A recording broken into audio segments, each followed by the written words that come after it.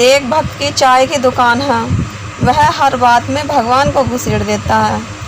एक दिन मेरे पास बैठकर बोला, सब भगवान की मर्जी से होता है, उसकी मर्जी के बिना पत्ता भी नहीं हिल सकता। मैंने पास पड़ी हुई अखबार उठाई और उसे खबरें पढ़कर सुनाने लगा। भगवान की मर्जी से बस ट्रक की टक्कर से 14 की मौत, 30 गंभीर जख्मी। भगवान की मर्जी से धार्मिक यात्रा पे जा रहे पूरे परिवार की हादसे में मौत। भगवान की मर्जी से 5 साल की बच्ची के साथ रेप, हत्या। भगवान की मर्जी से बिहार में भयंकर बाढ़, 160 मरे, 1000 घर तबाह हुए, फसलें बर्बाद हुई, अरबों का नुकसान। भगवान की मर्जी से एक औरत ने अपने 3 बच्चों के साथ आत्महत्या की।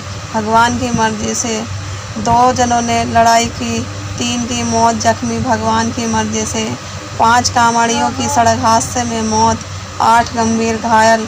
भगवान की मर्जी से 8 साल की बच्ची को सांप के डसने से मौत। भगवान की मर्जी से भगवान की मर्जी से आसमानी बिजली गिरने से 2 की मौत।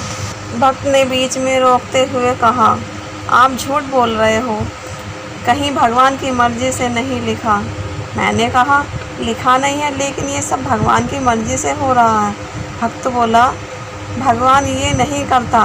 मैंने कहा, तुम तो कह रहे थे कि सब भगवान की मर्जी से होता है। मुझे बताओ कि भगवान की मर्जी से क्या क्या होता है और क्या नहीं होता।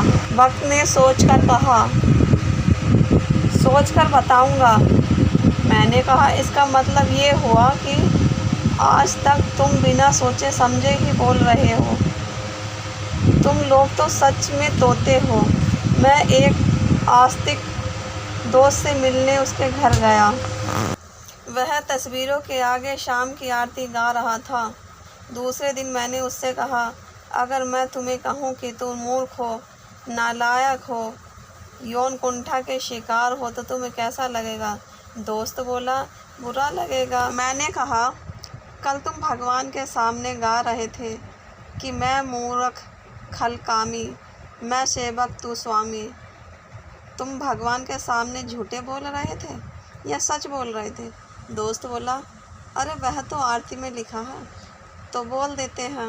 मैंने कहा, इसका मतलब तुम लोग भगवान के सामने बिना सोचे समझे बोलते हो, इसीलिए सारी उम्र खुद को मूर्ख, खलकामी बोलते रहते हो। दोस्त चिढ़कर बोला, तुम अपने काम से काम रखो, हम मर्जी जो करें। मैंने कहा, सॉरी यार, अब मैं कुछ नहीं बोलूँगा। तुम खुद को मूर्ख, खलकामी कहते हो। कुछ दिन बाद दोस्त फिर मिल गया। आते ही गुस्से से बोला, तुम अपने काम से काम नहीं रख सकते? मैंने पूछा, अब मैंने क्या कर दिया? दोस्त बोला, आरती में क्या लिखा है, तुम्हें इससे क्या लेना देना? दोस्त बोला, आरती में क्या लिखा है, तुम्हें इससे क्या लेना देना? तुम्हारी वजह से आरती करना मुश्किल हो गया है। मैं समझ गया कि अब उसे मूर्ख, खलकामी वाली लाइन डिस्टर्ब करने लगी है।